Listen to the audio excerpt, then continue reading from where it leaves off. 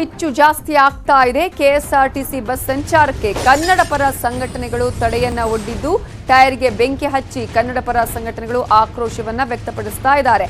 ಚಾಮರಾಜನಗರದಲ್ಲೂ ಕೂಡ ಈಗ ಪ್ರತಿಭಟನೆಯ ಕಿಚ್ಚು ಜಾಸ್ತಿ ಆಗ್ತಾ ಇದೆ. ಟೈಮ್ ಹೋದ ಹಾಗೆ ಈಗ ಪ್ರತಿಭಟನಾ ಸ್ವರೂಪ ಪಡೆದುಕೊಳ್ತಾ ಇದೆ, ತೀವ್ರ ಸ್ವರೂಪವನ್ನ ಪಡೆದುಕೊಳ್ತಾ ಇದ್ದು ಕನ್ನಡ ಪರ ಸಂಘಟನೆಯವರು ಪ್ರತಿಭಟನೆಯನ್ನ ಮಾಡ್ತಾ ಇದ್ದಾರೆ. ಹಾಗೆಯೇ ರೈತ ಸಂಘಟನೆಯವರು ಪ್ರತಿಭಟನೆಯನ್ನ ಮಾಡ್ತಾ ಇದ್ದಾರೆ. ಟೈರ್ಗೆ ಬೆಂಕಿ ಹಚ್ಚಿ ಕನ್ನಡ ಪರ ಸಂಘಟನೆಗಳು ಆಕ್ರೋಶವನ್ನ ವ್ಯಕ್ತಪಡಿಸ್ತಾ ಇದೆ. ಯಾವುದೇ ಕಾರಣಕ್ಕೂ ಕೂಡ ಕೇಂದ್ರ ಸರ್ಕಾರ ಈ ಕಾಯ್ದೆಯನ್ನ ಕಂಟಿನ್ಯೂ ಮಾಡಬಾರದು, ಹಿಂಪಡಿಲೇಬೇಕು ಅನ್ನೋದು ರೈತರ ಆಗ್ರಹ.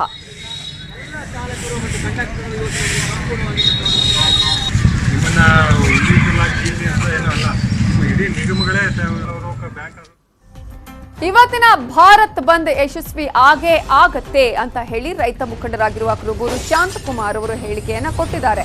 ಮುಂದಿನ ಹೋರಾಟದ ಬಗ್ಗೆ ನಾವು ಸಂಜೆ ಸಭೆಯನ್ನ ಸೇರ್ತೇವೆ, ಸಂಜೆ ಸಭೆಯನ್ನ ಸೇರಿ ಮುಂದಿನ ಹೋರಾಟ ಯಾವ ರೀತಿಯಾಗಿ ಇರಬೇಕು ಅನ್ನೋದ್ರ ನಿರ್ಧಾರವನ್ನ ಕೈಗೊಳ್ತೇವೆ. ಆದ್ರೆ ಇವತ್ತಿನ ಬಂದ್ ಖಂಡಿತವಾಗ್ಲೂ ಕೂಡ ಸಕ್ಸಸ್ ಆಗತ್ತೆ, ಅದರಲ್ಲಿ ಯಾವುದೇ ಅನುಮಾನ ಬೇಡ ಅಂತ ಹೇಳಿ ರೈತ ಮುಖಂಡ ಕುರುಬೂರು ಶಾಂತಕುಮಾರ್ ಹೇಳಿಕೆಯನ್ನ ಕೊಟ್ಟಿದ್ದಾರೆ.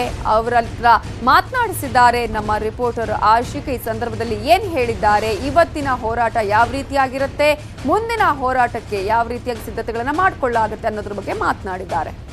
ಏನಿವತ್ತು ರೈತ ಪರ ಸಂಘಟನೆಗಳು ಭಾರತ್ ಬಂದ್ಗೆ ಒಂದು ಕರೆ ಕೊಟ್ಟಿರುವಂಥದ್ದು, ಇವತ್ತು ಬೆಳಿಗ್ಗೆ 6 ಗಂಟೆಯಿಂದ ಭಾರತ್ ಬಂದ್ ಆಗುತ್ತೆ ಅನ್ನುವಂಥದ್ದು ರೈತರ ಮುಖಂಡರು ಹೇಳಿರುವಂಥ ಮಾತು.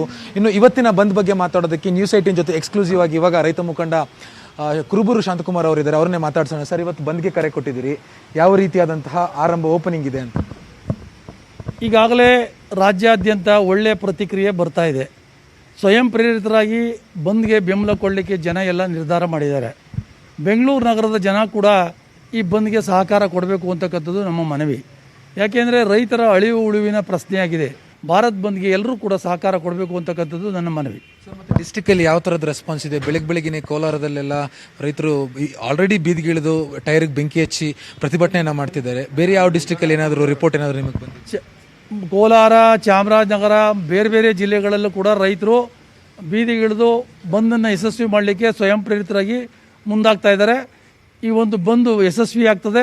ದೇಶಾದ್ಯಂತ ನಡೀತಕ್ಕಂಥ ಅನ್ನದಾತನನ್ನು ರಕ್ಷಣೆಯನ್ನು ಮಾಡಲಿಕ್ಕೆ ಇಡೀ ವ್ಯವಸ್ಥೆಯ ಎಲ್ಲ ಜನರು ಕೂಡ ಸಹಕಾರವನ್ನು ನೀಡ್ತಾ ಇದ್ದಾರೆ. ಮತ್ತು ಬೆಂಗಳೂರಲ್ಲಿ ಬಂದ್ನ ಯಾವುದೇ ವಾತಾವರಣ ಇಲ್ಲ, ಬೆಳಗ್ಗೆನೇ ಆ್ಯಸ್ ಯೂಶುವಲ್ ಓಡಾಟ ಹೆಂಗಿದೆ ಹಂಗಿದೆ.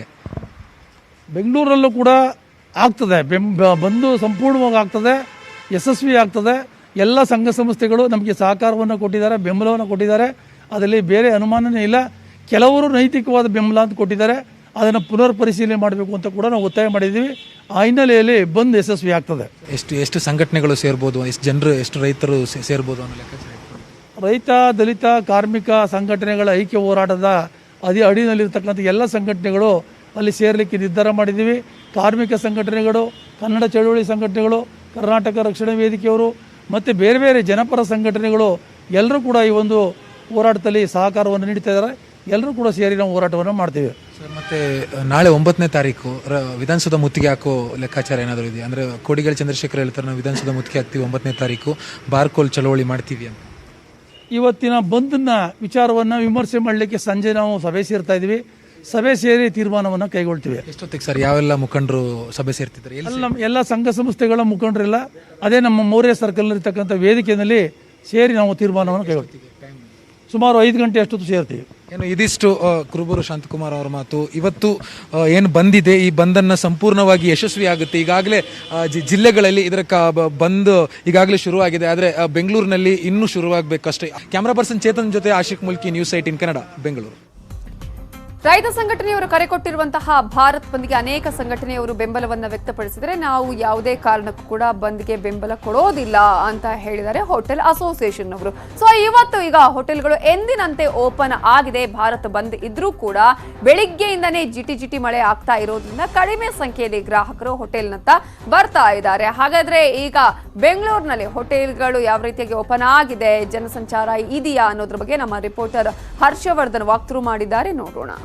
ಡಿಸೆಂಬರ್ 5ನೇ ತಾರೀಕು ಈಗ್ಗೆ 3 ದಿನಗಳ ಹಿಂದೆ ಕನ್ನಡ ಪರ ಹೋರಾಟಗಾರರು ಮರಾಠ ಅಭಿವೃದ್ಧಿ ಪ್ರಾಧಿಕಾರವನ್ನು ಹಿಂಪಡಿಬೇಕು ಅಂತ ಕರ್ನಾಟಕ ಬಂಧನ ಕರೆ ನೀಡಿದ್ವು.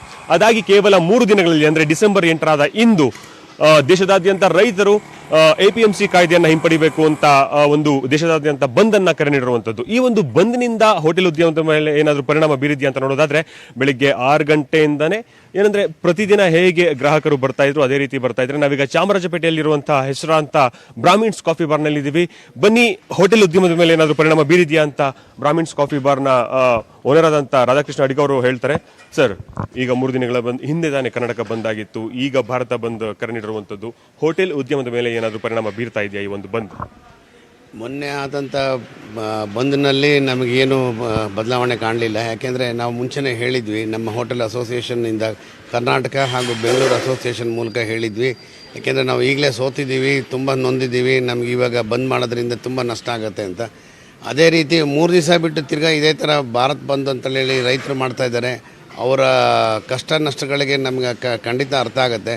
ಆದರೆ ಇದರ ಬಗ್ಗೆ ನಾವು ಏನು ಹೇಳಲಿಕ್ಕೆ ಸಾಧ್ಯ ಇಲ್ಲ, ಯಾಕೆಂದರೆ ನಮಗೆ ಅದ್ರ ಬಗ್ಗೆ ಏನೂ ತಿಳ್ಕೊಂಡಿಲ್ಲ. ಒಂದಂತೂ ಅರ್ಥ ಆಗಿದೆ, ಏನಂದರೆ ರೈತರಿಗೆ ಅನ್ಯಾಯ ಆಗ್ತಾಯಿದೆ ಅನ್ನೋದಂತೂ ಸತ್ಯ. ಯಾಕೆಂದರೆ ಅವರಿಗೆ ಬೆಳೆದಂಥ ಪದಾರ್ಥಗಳಿಗೆ ಸರಿಯಾದ ನಿಗದಿಯಾದಂಥ ಬೆಳೆ ದುಡ್ಡು ಪ್ರೈಸ್ಗಳು ಸಿಗದೇ ಇರೋದ್ರಿಂದ ಅವರು ನೊಂದಿದ್ದಾರೆ. ಹಾಗಂತ ಅಂದ್ಬಿಟ್ಟು ಸರ್ಕಾರ ಮಾಡಿರೋ ಕಾನೂನು ಬಗ್ಗೆ ಆಗಲಿ, ಅವರು ಹೋರಾಟ ಮಾಡ್ತಾರೋದ್ರ ಬಗ್ಗೆ ಹೇಳೋಷ್ಟು ನಾವು ಬುದ್ಧಿವಂತರಲ್ಲ. ಅದು ಅವ್ರವ್ರಿಗೆ ಬಿಟ್ಟಿದ್ದಂಥ ಇಂಡಿವಿಜುವಲ್ ಡಿಸಿಷನ್ಸು.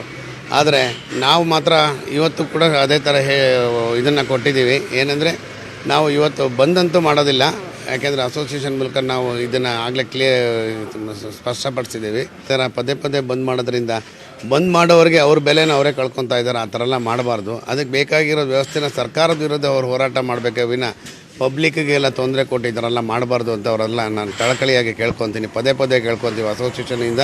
ಆದರೆ ನಾನೊಬ್ಬ ಇಂಡಿವಿಜುವಲ್ ಆಗಿ ಕೂಡ ನಾನು ಅವ್ರ ಹತ್ರ ಕೇಳ್ಕೊತೀನಿ, ನಿಮ್ದು ಏನೇ ಕಷ್ಟ ನಷ್ಟ ಇದ್ರೂ ವಿಧಾನಸೌಧದ ಹತ್ರ ಬಂದು ಕೂತ್ಕೊಂಡು ಸರ್ಕಾರಿ ಅದಕ್ಕೆ ಸಂಬಂಧಪಟ್ಟ ಅಧಿಕಾರಿಗಳಿರ್ತಾರೆ, ಅವ್ರ ಹತ್ರ ಕೂತ್ಕೊಂಡು ಸಮಾಲೋಚನೆ ಮಾಡಿದ್ರೆ ಅದಕ್ಕೊಂದು ಬೆಲೆ ಇದೆ. ಈ ಥರ ಪದೇ ಪದೇ ನೀವು ಸುಮ್ಮನೆ ಬಂದು ಅಂತೇಳಿ ಹಿಂಗೆ ಮಾಡ್ತಾಯಿದ್ರೆ ಪಬ್ಲಿಕ್ಗಳಿಗೂ ತೊಂದರೆ ಆಗ್ತಾಯಿದೆ. ಪಬ್ಲಿಕ್ಗಳು ಆಮೇಲೆ ಅದಕ್ಕೆ ಬೆಲೆನೇ ಕೊಡೋದಿಲ್ಲ. ಬಂದ್ ಅನ್ನೋದಕ್ಕೆ ಅರ್ಥನೇ ಹೊಟ್ಟೋಗುತ್ತೆ. ದಯವಿಟ್ಟು ಈ ಥರ ಎಲ್ಲ ಮಾಡಬೇಡಿ ಅಂತ ನಿಮ್ಮಲ್ಲಿ ನಾನು ಕೇಳ್ಕೊತೀನಿ. ಹಾಗೂ ನಮಗೆ ಈ ಥರ ಇವತ್ತಿನ ಮತ್ತು ನಾಳಿನ ವ್ಯಾಪಾರಗಳಿಗೆ ಎಲ್ಲೂ ತೊಂದರೆ ಕೊಡಬಾರ್ದು ಅಂತ ನಿಮ್ಮಲ್ಲಿ ಕಳಕಳಿಯಾಗಿ ಕೇಳ್ಕೊತೀನಿ. ಈ ಒಂದು ರೈತರು ಕರೆ ನೀಡಿರೋ ಕಾರಣ ಬಂದನ್ನ ಏನಾದರೂ ತರಕಾರಿ ಆಗಿರ್ಬೋದು ಅಥವಾ ದವಸ ಧಾನ್ಯಗಳು, ಆಹಾರ ಪದಾರ್ಥಗಳ ಒಂದು ಸರಬರಾಜಲ್ಲಿ ಏನಾದರೂ ವ್ಯತ್ಯಯ ಆಗಿದೆಯಾ? ಹೇಗೆ ಅದು ಇವತ್ತು ಒಂದೇ ದಿವಸ ಬಂದಂತೇಳಿ ಕಾಲು ಕೊಟ್ಟಿರೋದ್ರಿಂದ ಒಂದು ದಿವಸದಲ್ಲಿ ಆ ಥರದ್ದು ಏನೂ ತೊಂದರೆ ಆಗಲಿಕ್ಕಿಲ್ಲ. ಆದರೆ ಇದು ಹಾಗೆ ಕಂಟಿನ್ಯೂ ಆಗ್ತಾ ಹೋಗಿ 1 ವಾರ 10 ದಿವಸ ಏನಾದ್ರು ಕಂಟಿನ್ಯೂ ಆಯ್ತು ಅಂದರೆ ಲಾರಿಗಳು ಬರದೇ ಇರೋವಾಗ ತರಕಾರಿಗಳು ಖಂಡಿತ ಶಾರ್ಟೇಜ್ ಆಗೇ ಆಗುತ್ತೆ. ಒಟ್ಟಾರೆಯಾಗಿ ಬಂದ್ ಪರಿಹಾರ ಅಲ್ಲ. ಏನಾದರೂ ಸಮಸ್ಯೆಗಳಾಯಿತು ಅಂತಂದ್ರೆ ರಾಜಕೀಯ ನಾಯಕರನ್ನ ಅಥವಾ ವಿಧಾನಸೌಧದಲ್ಲಿ ಹೋಗಿ ಅಲ್ಲಿ ಕೇಳಬೇಕು, ಅದ್ರ ಬದಲು ಜನರಿಗೆ ಸಮಸ್ಯೆ ಆಗುವಂತೆ ಬಂದನ್ನ ಮಾಡಬಾರ್ದು ಅನ್ನೋ ಒಂದು ಅಭಿಪ್ರಾಯವನ್ನು ವ್ಯಕ್ತಪಡಿಸ್ತಾ ಇದ್ದಾರೆ. ಕ್ಯಾಮರಾ ಪರ್ಸನ್ ವೆಂಕಟೇಶ್ ಜೊತೆ ಹರ್ಷವರ್ಧನ್, ನ್ಯೂಸ್ 18 ಕನ್ನಡ.